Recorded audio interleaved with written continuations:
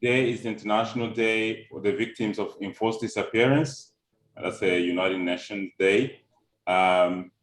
This day it is unfortunate that, this day has to happen. There are many people who have disappeared by their own governments. And this continues to happen in many countries on different continents. And this is something that we should all fight against. Today, Task International Coalition Against Enforced Disappearance, the SIND Foundation, and other organizations, we have partnered to talk about this day, to talk about the victims of enforced disappearance, but also the survivors. Those families are waiting, for a long time to know where their loved ones are.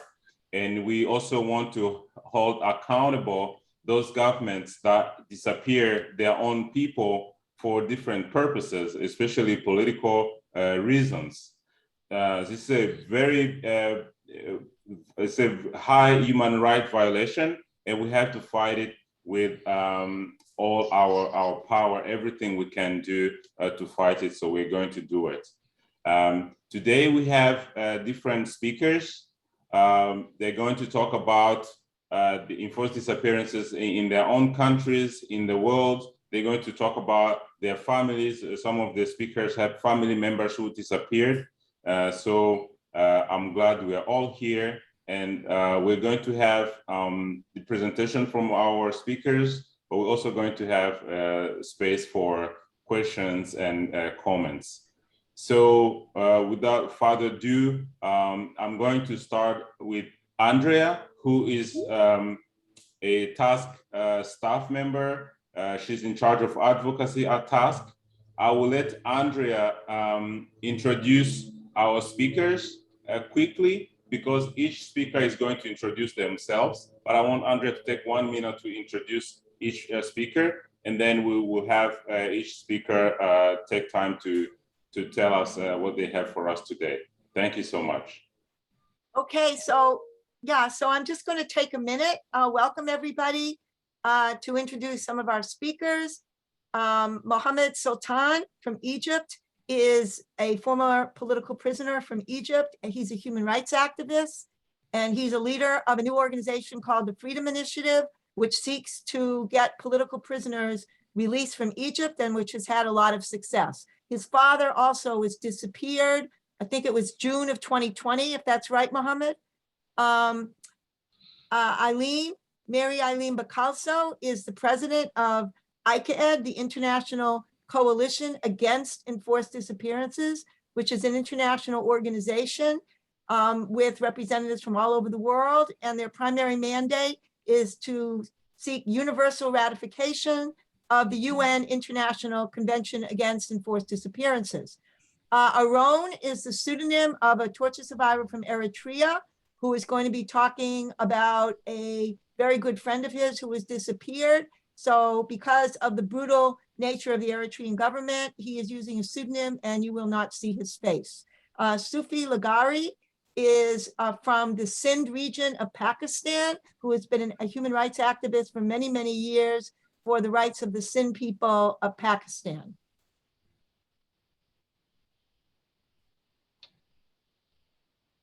Thank you so much, Andrea. So we're going to start with Aileen as the Executive Director of International Coalition Against Enforced Disappearance. Aileen, welcome. We would love you to talk to our audience here on Zoom and on Facebook about this day. Thank you, Aileen.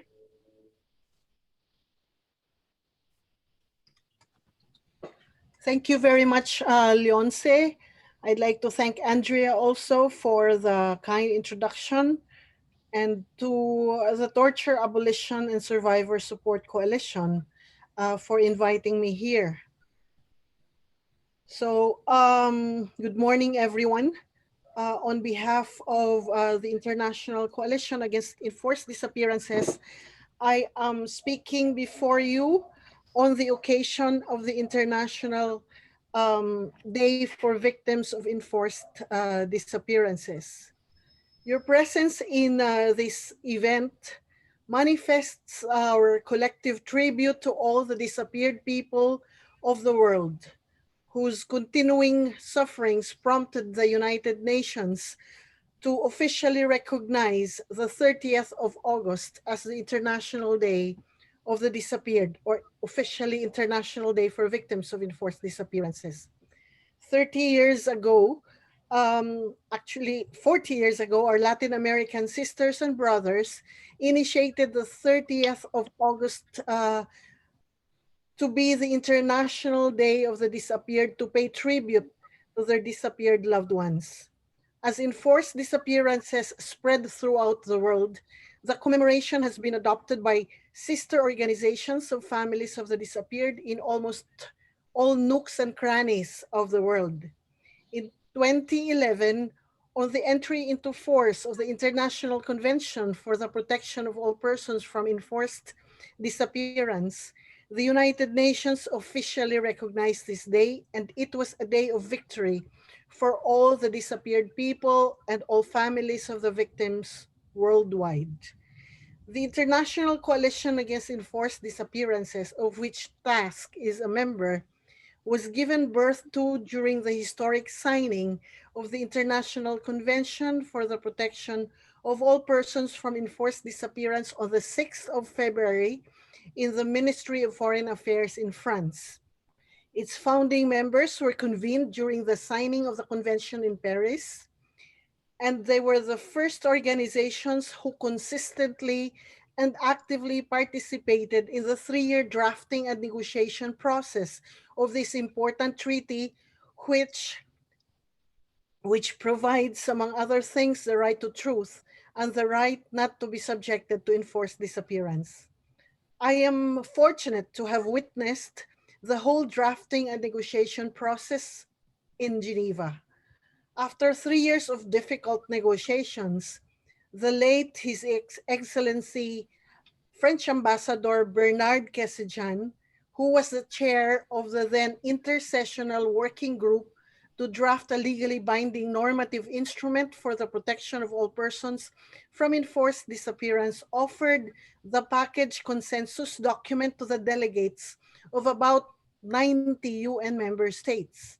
With unparalleled courage, he asked the body 3 times to accept the result of the series of difficult negotiations and not to open the package.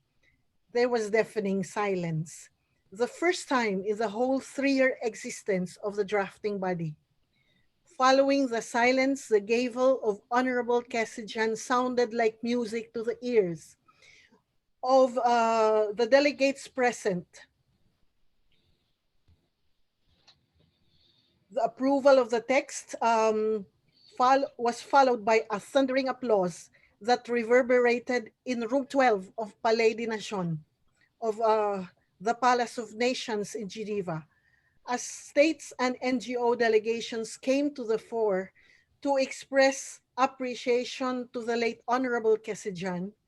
He himself could not hide his emotions. Taking his glasses, he wiped a few tears of victory and went back to his chair. The victory was celebrated with the offering of the final text of the convention to the late president of the Mothers of the Plaza de Mayo, Línea Fundadora, Marta Ocampo de Vázquez. I am sharing this to you to emphasize the indispensable role of the victims' organizations in the elaboration of the convention. Today, we pay tribute to those whose memory will never be forgotten. Our coalition takes the honor of continuing the uphill struggle for a world without disappeared people. This is the most concrete way of memorializing those whose memory will never be forgotten and should never be forgotten. They are what the Latin American brothers and sisters of ours say, the desaparecidos, whose families' feelings swing between hope and disillusionment, a form of psychological torture as told to us by victims who have survived to tell their story. The provisions of the convention are a product not only of the legal minds of UN representatives. It stemmed from a real life experience, from the real life experiences of families of the disappeared. The representatives actively participated in the drafting and negotiation process. And according to the late French ambassador Bernard Casajan, and I quote, in the negotiation group of the Commission on Human Rights, drafting a new international convention for the protection of all persons from enforced disappearance, these associations have been a driving force, both vigilant and responsible. They have told their sufferings and claimed the right to know the truth, the right to justice, and the right to reparation. We think about all the victims, about their fight that we share, about their hope that we don't want to disappoint anymore, and we know we need to meet their expectations at last. Unquote. The convention has 45 articles, but let me mention a few salient provisions. Enforced disappearance constitutes a crime against humanity when committed in a widespread or systematic manner. According to Article 5, non-state actors must also be investigated by states when they commit acts similar to enforced disappearance, according to Article 3.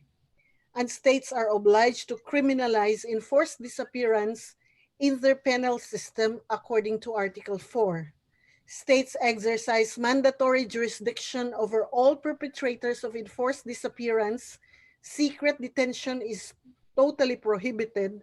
All persons must be protected from enforced disappearance, and a minimum of information on detainees is mandatory according to Article 9.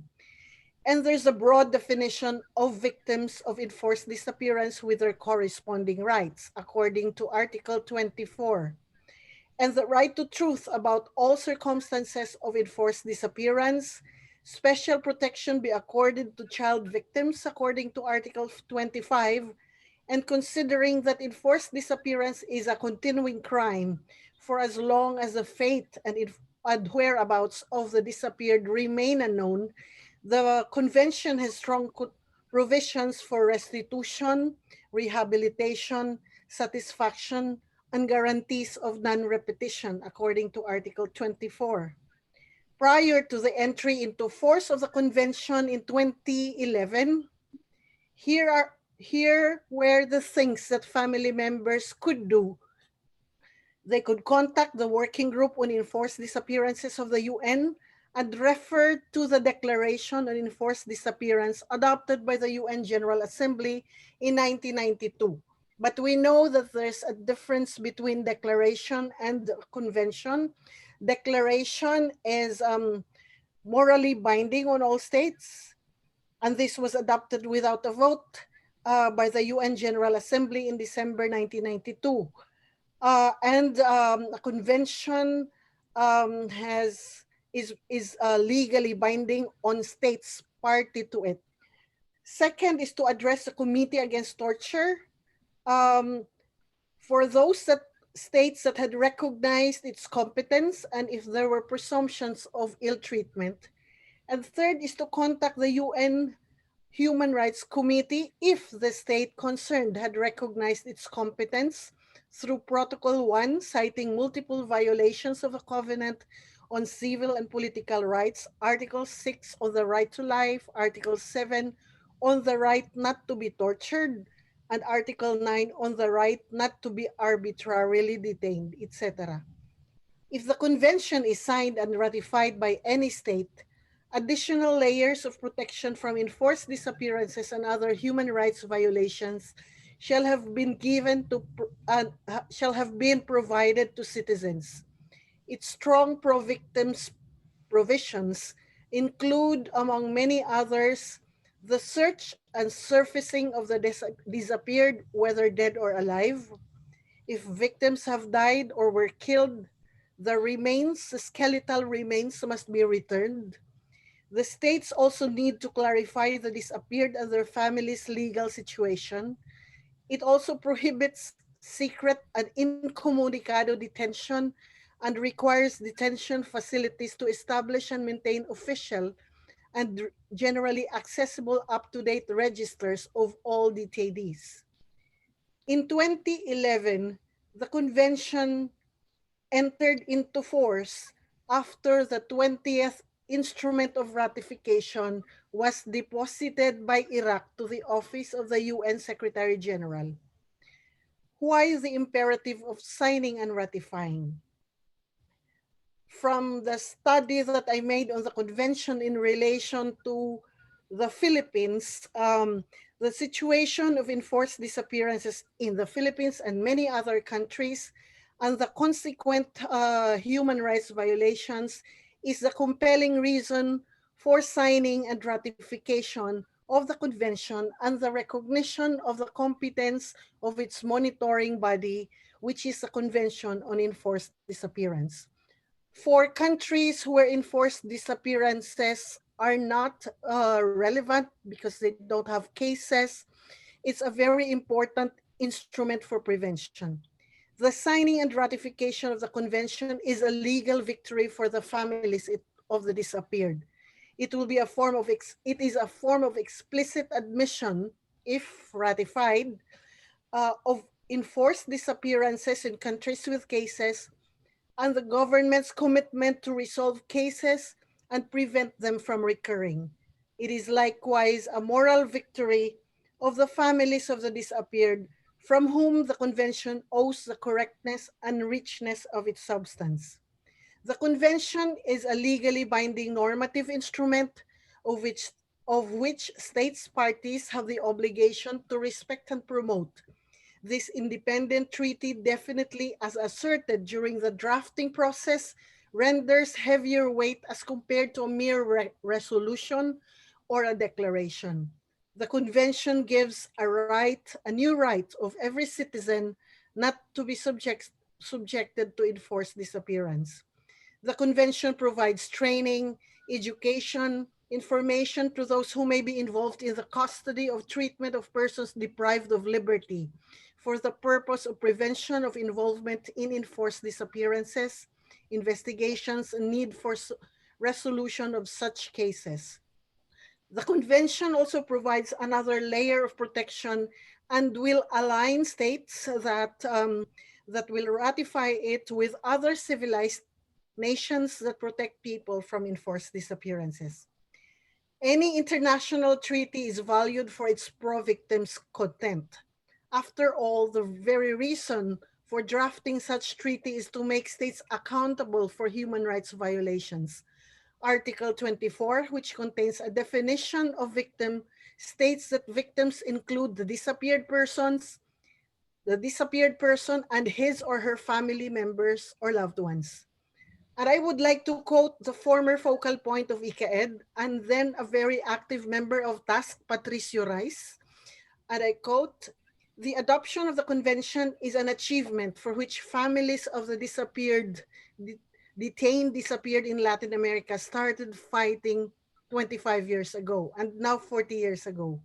When we as FEDIFAM, which is a Latin American Federation of Associations of Relatives of Disappeared Detainees, gathered at the end of January in 1981 during the first Latin American Congress of Families of Disappeared People in San Jose, Costa Rica, the participants were convinced, based on personal experience of each case, that they were facing a new form of human rights violation for which neither the international community nor the traditional judicial system of countries were prepared.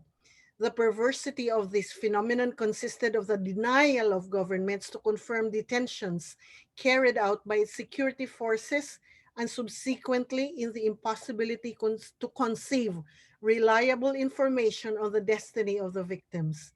And just like a stain that keeps on spreading, the practice was extended to all corners of Latin America, not only in countries with dictatorship, but also in countries ruled by democracies like Mexico and Colombia, and I unquote. In Central America, Marco Antonio Garavito Fernandez, director of the Liga Guatemalteca de Higiene Mental, said, "For the direct victims of enforced disappearance, any new juridical instrument that helps in clarifying the truth and in their redignification would be important. As a part of the politics of disappearances, there has existed a strategy to generate prejudgments against families and to destroy the image and dignity of the disappeared. For the juridical perspective, the convention constitutes a mechanism that Aileen, helps, yes? 30 seconds to go. Okay, that helps to minimize, from the juridical perspective, the convention constitutes a mechanism that helps to minimize the feeling of being alone, which your families experience in the search for truth. And in our webinar we had last week, we had a speaker from the UN Committee on Disappearances that said that it has been it's still a long way before we could achieve the universal ratification and implementation of the convention, with the number of ratifications that has reached only 64 and number of signatories that has reached 98. So we're holding this event in the context of the pandemic. Just few seconds. Let me quote the joint statement of the Working Group on Disappearances of the UN and the UN Committee on Enforced Disappearances that was published today. The COVID-19 pandemic has clearly had a devastating impact on the enjoyment of economic, social, and cultural rights in all parts of the world, and has exacerbated the impact on victims of enforced disappearances and their relatives. In this respect, we recall the key guidelines that we jointly adopted in September 2020, calling on states to ensure the respect, promotion, and protection of the rights and obligations enshrined in the Convention and Declaration. And finally, the theme of the commemoration of the Day of the Disappeared reminds us of the essential role of commemorations in the continuing search for truth and justice. In our memories, the images of our loved ones remain vivid. They are the source of both our inspiration and strength, and at times these memories bring us courage when all seem lost. Our memories of them carry us forward, linking the atrocities of the past to the needs of the present and onwards to that future that we envision to be free from enforced disappearances. Thank you very much. Thank you, Aileen. Thank you for giving us a bigger perspective of enforced disappearance and the UN Convention against enforced disappearance. I really appreciate, and we give our greetings to our friends in South America, and they kind of pioneered this day against enforced disappearance. So next we're going to go to Aaron. Aaron, who is a torture survivor from Eritrea. He's a task member, and many of his families have disappeared. But today he's going to share a story of one of his relatives. Aaron is not his real name, but for anonymity. But he's going to tell us what he has for us today. So Aaron. Thank you, Lance. Hello, everybody. I am Aaron. I am in Washington, D.C. As Leon said, I am from Eritrea.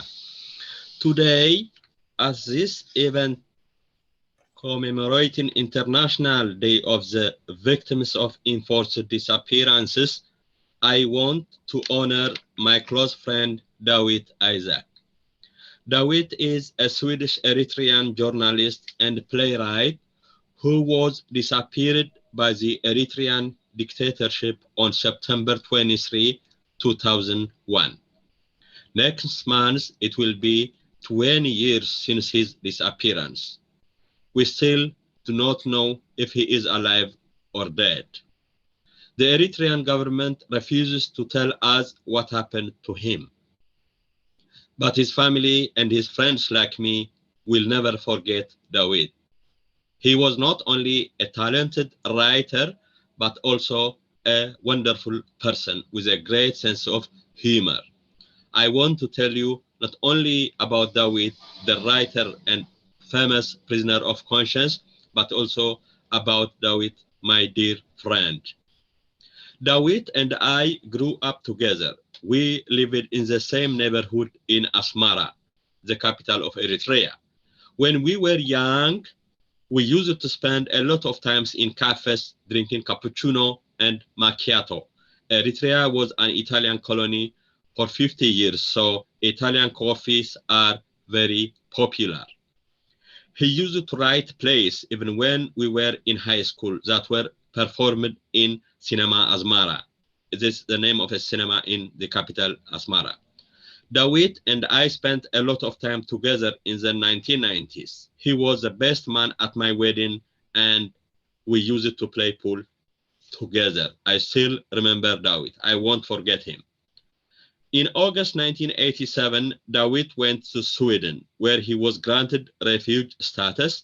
He became a Swedish citizen in 1992, but then returned to Eritrea in 1993 to help build our new independent country. Eritrea had fought a long war to win independence from Ethiopia and was finally liberated in 1993.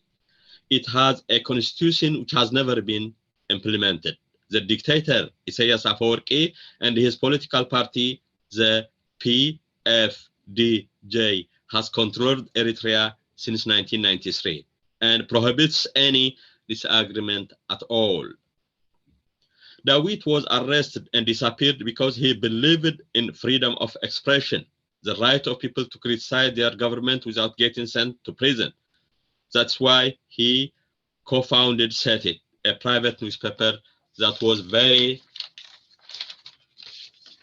popular. The other founder was his friend Aaron, which has since died. This is why I am using the pseudonym Aaron today. I used to distribute his newspaper SETIT when I was not working in my internet cafe business or at the English language school I owned back home.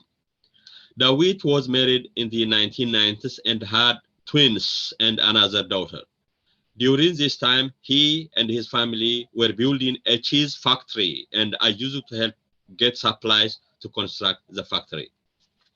In 2001, SETIT published some letters directed to the dictator Isaias from members of the ruling party.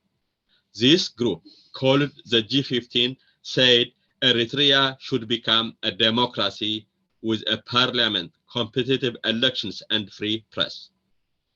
The government responded by jailing Dawit, 10 other independent journalists, and 11 politicians from the G15 who were still in the country. The Eritrean government called Dawit a traitor because he wanted to give the people rights and make Eritrea a free, prosperous country. Dawit's friends and relatives were frightened to ask the government about him or about the G15 politicians who were disappeared. For people who have never lived under a dictatorship, this is hard to imagine. I did ask a policeman one time about Dawit, and he told me to never ask again. A few years after he was arrested, Dawit was allowed to go to a hospital for medical care. I remember going to visit him. He was cheerful. He was always funny. And even when he was sick, and even though he had just spent 4 years in prison, he was even joking with the policeman guarding him in the hospital. I remember very well how he pointed to the guard and said to me, "This is the policeman who arrested me." Then turned to the policeman and said, "So can I leave?" Of course he couldn't. He was still a prisoner. He was joking, being in the situation. The Swedish government, human rights organizations, and international journalists were not afraid of Isaias like the people of Eritrea. They kept pressuring the government to release Dawit. Finally, on November 19, 2005, he was released. By then, I was in Eritrea. It was Saturday at 10 a.m. I invited Dawit to lunch with my family on Monday, 2 days after he was released. We ate a delicious meal with injera, bread, beef, and suwa. Injera is the staple food of Eritrea. He had an appointment at a hospital that afternoon at 3 p.m. He was also planning to talk to a publisher about a book by the Russian writer Pushkin that he had translated from English into Tigrinya. After lunch, on his way to the hospital, the police called him and told him to present himself at the police station. We never heard from him again. The Swedish government, Amnesty International, and Reporters Without Borders have continued to pressure the Eritrean government to release Dawit or tell us what happened to him. The Tom Lantos Human Rights Commission in the US Congress has named him as a prisoner of conscience, and the Raoul Wallenberg Center for Human Rights just published an article about Dawit in the Washington Post last month. His family and friends, his wife in Sweden and children, and people like me will keep talking about Dawit, saying his name and telling all his stories. Enforced disappearances have a terrible effect on the family and friends of the person who was disappeared. Dawit's parents ended up, his dad and his mom ended up dying from their grief. When a government murders someone, he can mourn that person and visit his grave. When a person is disappeared, you keep thinking about him, that one day he will come, he might show up. You never give up hope. That's how I feel about Dawit. The Eritrean government wants us to forget about Dawit, but we will not. They want us to forget the G15 and everyone else they have disappeared. That's why we need to remember them every day. Thank you so much for giving me the opportunity to remember my dearest friend, Dawit Isaac. Thank you.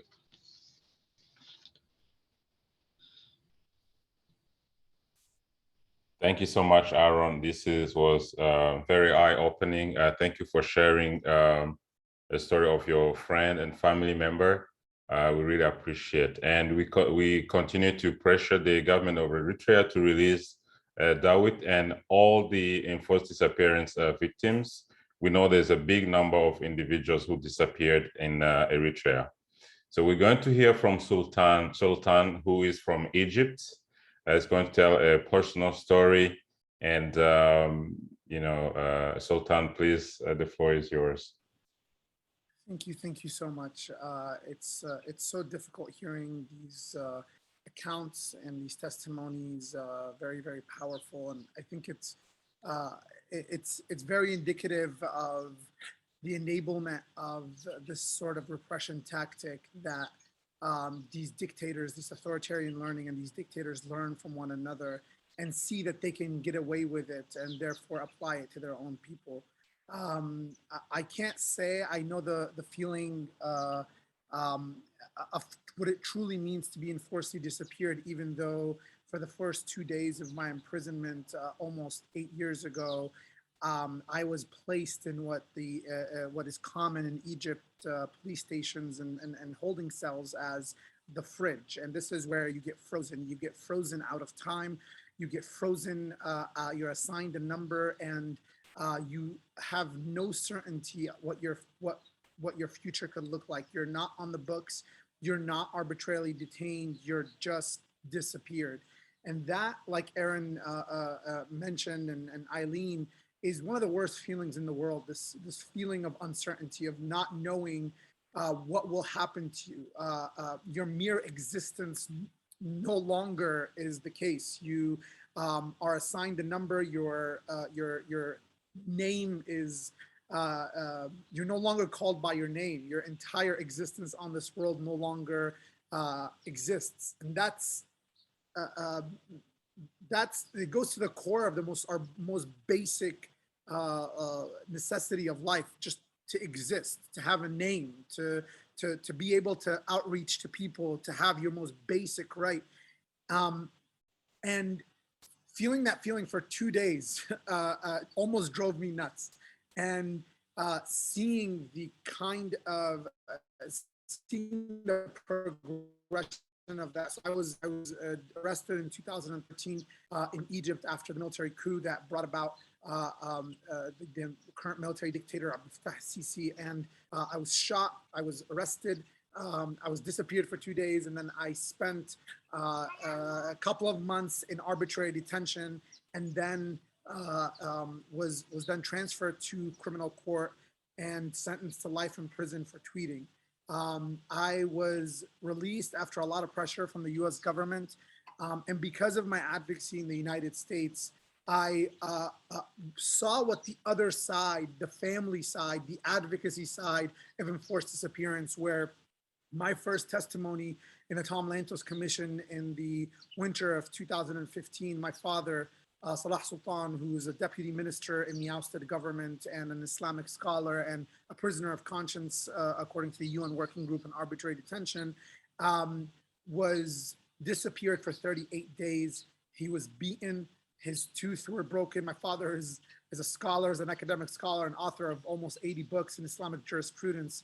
And this man was treated in this way and was told that this was because of my advocacy in the United States, exposing the mass arbitrary detentions and exposing the torture, the physical and psychological torture that people go through. In 2020, I raised the Torture Victim Protection Act lawsuit in US federal court.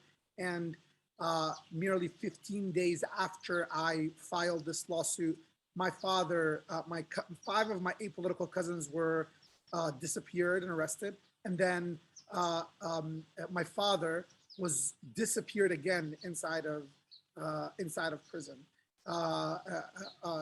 Until last week, we have no idea where my father is. Have not heard from him, and for simply exercising the most basic right to pursue some sort of accountability and justice. This, my father's case is not the only case of enforced disappearance. Of course, this is a trend in Egypt. The Egyptian Commission for Rights and Freedoms, ECRF, reported about 2,723 people being forcibly disappeared between 2015 to September of 2020. That is almost 3 to 4 people a day. The Committee for Justice, a Geneva-based NGO, has reported just today that about 800 people just in 2021 in Egypt were enforcedly disappeared. That's about 4, that's an average of 4 people, 4 victims per day.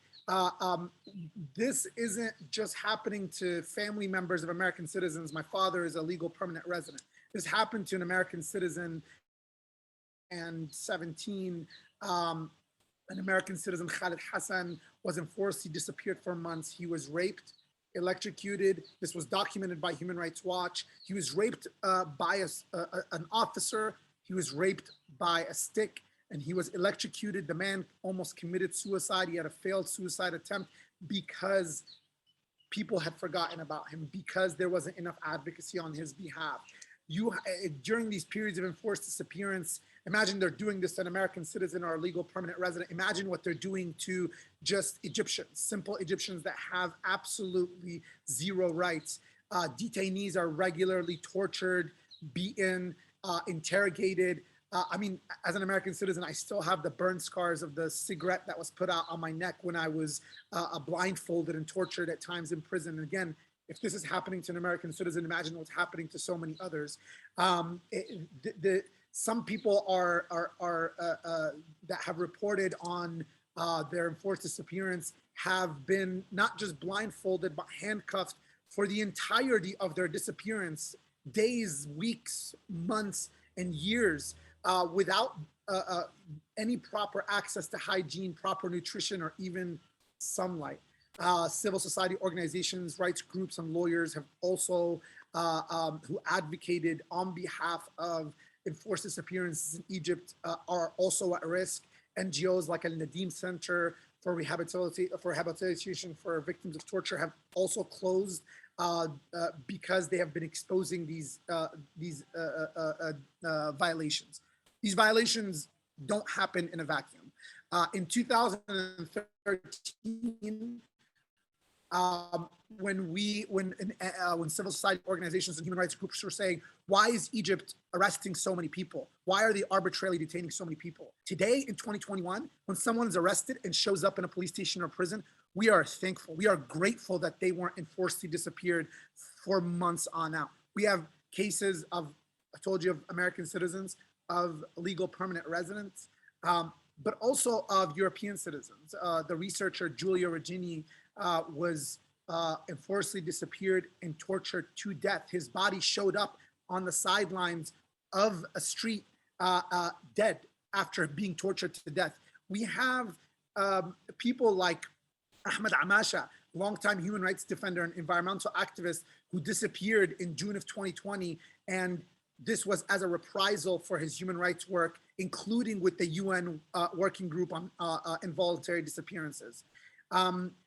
There's also the most prominent case of disappearance happened 3 days before Jamal Khashoggi, the prominent Saudi journalist, was murdered in a Saudi consulate in Istanbul.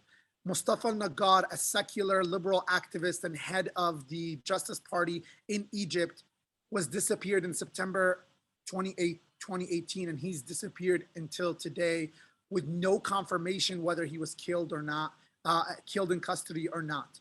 And I urge people to read journalist Ahmed Gamal Ziyada, who was enforcedly disappeared in Egypt and now is outside of Egypt, who his own account that was just published in Rasif 22 about how he was held for a very long time, and how over 100 people that he encountered in prison. Something that Aaron said, and I'll end with this. To me, from my own experience in being disappeared for 2 days and then showing up in front of a national security prosecutor, to being arbitrarily detained, to being in a mass trial and sentenced to life in prison for literally tweeting, to being on the receiving end as a family of reprisals of a ruthless regime that has disappeared my father, to working on cases like Mustafa al-Nagar, Ahmed Amasha, and others. The feeling of being alive and dead, the spectrum of being alive and dead, the imprisonment and arbitrary detention falls right somewhere down the middle, where there's a pause on your life, there's a pause on your emotional life, on your academic life, on your career, on every aspect of your life. Our enforced disappearances is somewhere in the middle between dead and being arbitrarily detained. It is meant to erase your existence from this world. And so on this day, we remember those who are enforcedly disappeared, either by name or working together in coalitions, in groups, to stand side by side to remember those people, to undo this horrendous, inhumane practice of enforced disappearance. And I will say that enforced disappearance only comes after so many other violations like arbitrary detention, torture have gone and have passed with absolute impunity. It emboldens regimes to not only practice enforced disappearance, but to pair it with other repression tactics like transnational repression, like torture, like this. And if we don't put an end to this, it will not just stop, it will reach people like us, and it already has, who are working to shed light on these issues, on our families and loved ones, as it already has. We need to work together to put an end to this horrendous and inhumane practice of enforced disappearance. And I really look forward to working with all of you on this to that end. Thank you so much. Thank you, Sultan, for this moving testimony, about yourself and your dad, but also other people that you mentioned in Egypt. My feeling is that, you mentioned the Tom Lantos Commission, they're doing a great job, but I have a feeling that the US government is not doing enough itself, looking at the way that they're supporting Al-Sisi regime and knowing that everything going on. We see many regimes that are supported by the US, but yet the US knows that they're practicing the enforced disappearance, killings, torture, so that there's a long way to go in terms of advocacy but if we come together, I think we can make it happen. So thank you, Sultan, for sharing. So I also ask people in the audience to, if you have a question, to write it in the Q&A. So we have our panelists who are going to be able to come back and respond to those questions or comments. So now I'm going to invite Sufi, the Executive Director of the Cindy Foundation. This conference was his idea, and we helped him to bring it to fruition. So Sufi, please go ahead and.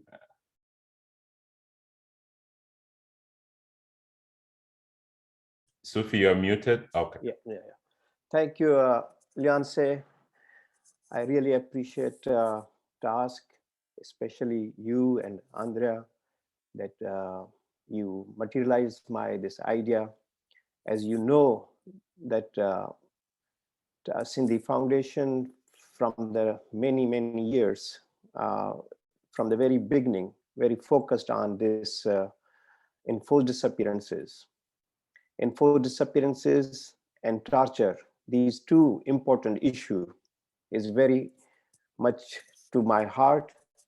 And I really consider Sister Diana and remembering her as my mentor regarding the torture.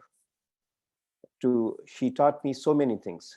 And now I consider Mary Aileen my mentor regarding the enforced disappearances.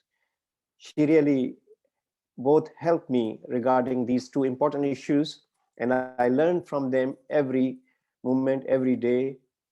And these two important issues are connected: torture and enforced disappearances. And Sindhi Foundation is putting so much time, energy, and work so to get rid of this enforced disappearances and torture and contribute by itself something. Before I'm going to talk about the enforced disappearance issues in Sindh, I would like to appreciate the task and also Eileen's ICAED that they co-sponsor, and means they took this towards to this important event. And I think you guys already know that this year, Sindhi Foundation and myself actually, we did the long walk from New York to Washington, DC, 350 miles. It was focused on the climate and human rights, and especially on the enforced disappearances I focused. Well, today is International Day, enforced disappearances, and I think it is long way to go from the, look at this 1970s, this work started. I want to mention two important organizations, FEDFEM from the Latin America and AFAD, these two important organizations, AFAD in Asia and FEDFEM from Latin America. They put a lot of time, energy, and struggle. And then later on, this issue became the part of the United Nations. And FEDFEM Plaza, where the mothers, actually, they started this whole movement and remembering their child and their brothers and the loved ones. And imagine those times where the dictatorship, the military dictatorship, and they were actually suppressing and oppressing those peoples. But mothers, they create the momentum, they create the organization, they create the struggle. And like I mentioned, these two organizations, AFAD and FEDFEM, similarly, there were some other peoples like Aileen mentioned, the Bernard, Ambassador Bernard, that who actually put a lot of efforts and raised the issue in the United Nations. I also want to mention another guy who is, his name is Adolphe Pers Esquivel. He was the recipient of the Nobel Peace Prize, but not that time. but he actually was the writer, painter, community organizer, sculptures. And then he founded the organization is called the Service, Peace and Justice Foundation. And his work against the dictatorship, defends the human rights, and promoting the international campaign to denounce the atrocities committed to the military regime, by the military regime, and work hard for the victims. And then he got the Nobel Peace Prize. So every person, every organization has important role to make some difference. Like these two people I mentioned, and the same way like Bernard or Edlof, I can also give the credit to Aileen. She put a lot of efforts in Asia against the enforced disappearances, and Maria Adila in Latin America. But there is still need a lot of work in Africa and in Asia. So to counter this, a crime against humanity, I would say that this enforced disappearances is really a terrorism, is a violence, is a torture, is a crime against humanity. So in all categories, this enforced disappearances actually fit, and we can think in a bigger idea that how to counter and how to eliminate this sickness by the government elements. Especially now, I would like to say that two important organizations in UN, one is Committee Enforced Disappearances, and other is Working Group. These two important elements that we need to work with them. But the most difficult task is in country like Pakistan. It's a very difficult country. I can mention here a couple of peoples who are working hard for their families. One young guy, his name is Naseeb Khoso, alone, himself alone. Today, he did the march from the, in the very small village, is called Kandkot, and started the march from Ghantaghar to the press club. Naseeb Khoso's father is 6 years kidnapped, abducted by Pakistani Inter-Service Intelligence Agency, ISI. Nobody knows where he is. What is his fate? Is he alive or not? Nobody knows. 6 years. Another person I would mention is Ayub Kandoro. 4 years. His family doesn't know. His wife's eyes is lost. And even his son and daughter, they were struggling to try to find his father and her father. And then agency, Pakistani Inter-Service Agency, ISI, kidnapped his son again and tortured him, beat him. And now difficult for him even to reach out or communication on the phone, very difficult. So many challenges, especially the country like Pakistan, where is they play the different games, and the country, the United States or other countries supporting to them, militarily, financially, training them.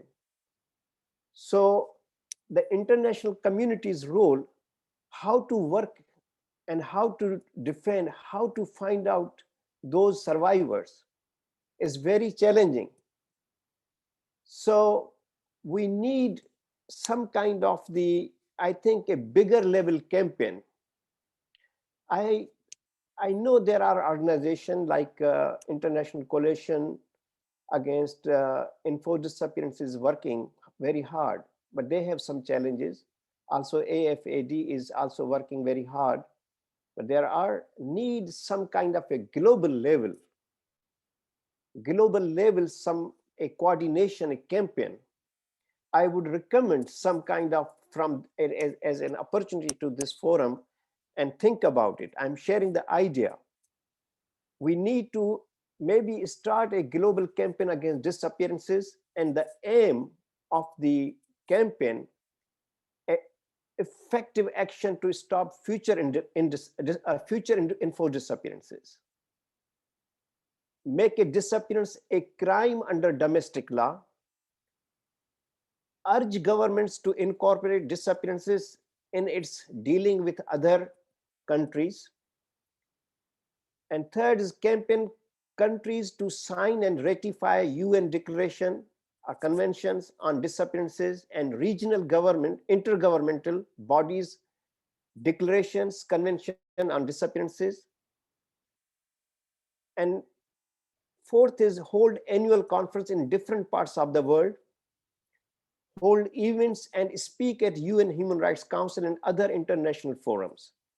This is, I'm talking about the effective actions, and take steps to address the past disappearances by work with the victims groups to find their loved ones, highlight abuses against families of the disappeared and take steps to stop, analyze and comments on government's activities on solving disappearances issues, and campaign and take steps at the UN, regional bodies, and incredible domestic institutions to bring perpetrators to justice. These my humble some suggestions, especially to Aileen, that we can think about how to more globally campaign against the disappearances, because this issue is very important issue, and we need to very high level to take it this, so we can stop this enforced disappearances. I really end up here, and any questions I will be happy to answer it. Thank you again, Beyonce and Andrea, that you organized this wonderful program. Thank you so much, Sufi, for sharing and give us some insight on enforced disappearance in Asia and Pakistan, but also the advocacy side of the fight against enforced disappearance. We have some comments here from the audience. Again, I want to thank everyone who joined us. Godfrey Iga mentioned a case of a Ugandan who was abducted from Turkey a few weeks ago, Fred Lumbuye, and everybody knows that this Ugandan, I know him very well. He's probably going to be tortured in Ugandan prisons. We've done a lot of research on Uganda. We know what happens to political prisoners in Uganda. So that's a very sad story. Sultan had shared a link to his testimony in the chat. So if you want to learn more about Sultan's experience, please, he shared a link. And here Godfrey is asking a question. I think I'm going to come back to it. Bejo Untung from Indonesia has also shared that there have been a lot of disappearances in Indonesia. Thank you for joining. Bobby Garcia, good to see you, a long time. And the question from Godfrey from Uganda is, how could the civil society, how can a normal citizen get involved in advocacy against enforced disappearance? I think Sultan have mentioned something about what people could do. Sultan, are you still there? Otherwise, I will ask Sufi. Sufi, do you want to say in 1 minute what could people do, like a normal citizen, to advocate against enforced disappearance? Sufi? Yes, I think many things a normal or individual can do it. He can write a letter. He can do the actually can start by itself from his town or village a small group and start a campaign from his village or from any universities or from schools, or there may be a chapter of Amnesty International or human rights organization work with them, or they can even write to their politicians, and in a way, or even create online a blog and the social media and the Facebook, so Twitter, one person can, I think, can create many way on these issues. But before he or she do it, better to study and read on the online a lot of resources. And I think even myself, I wasn't know much about the enforced disappearances, but when I started and reading, and even I wasn't know that how to do the urgent action, for example, towards to the Amnesty International or to the United Nations, who will do it, which is then I recently learned only countries which is ratified, then the UN Committee on Human Rights or Committee on Enforced Disappearance, they are the only can deal with those countries which are ratified, otherwise very difficult. So I think one person can sit down in their own capacity, what is the possible, they can do it.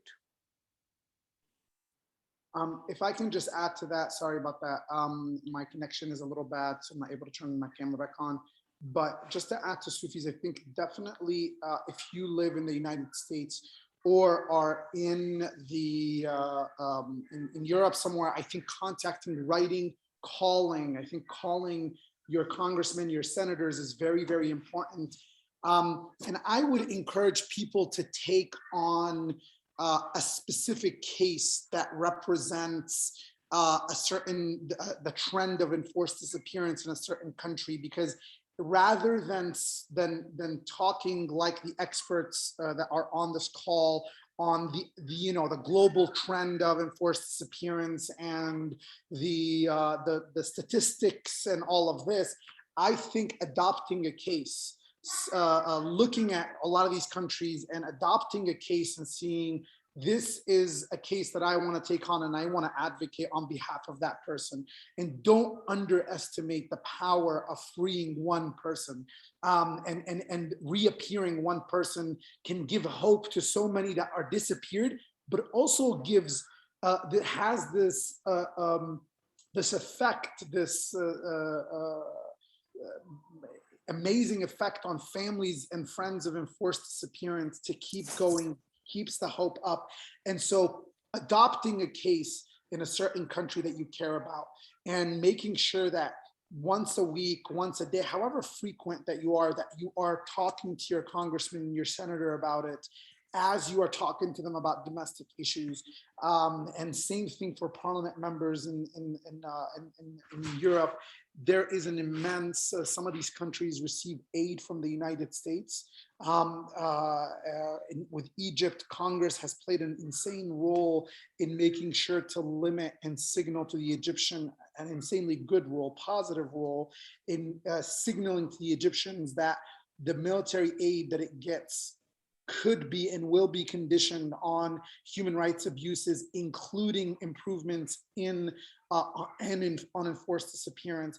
I am a living testament of the leverage that the United States government has on a country like Egypt, and many of these countries that have this practice, the United States has immense leverage that it's simply not using. And so picking up the phone, hitting the phones, when your politicians come to ask for your vote, raise these issues, adopt a case, and get involved with organizations that were mentioned, TASK and other ones.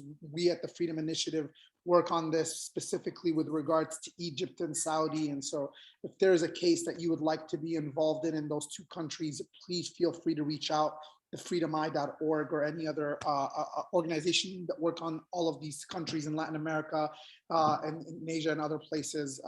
And, I think this, and then on the global level, I think ideas by Sufi and others and Aileen were great about establishing some sort of coalition. But for the average person, please, please, please don't underestimate the power that you have in picking up a phone call, making a call to your congressman and senator, posting on Twitter or on Facebook and reaching out. It can literally save a life.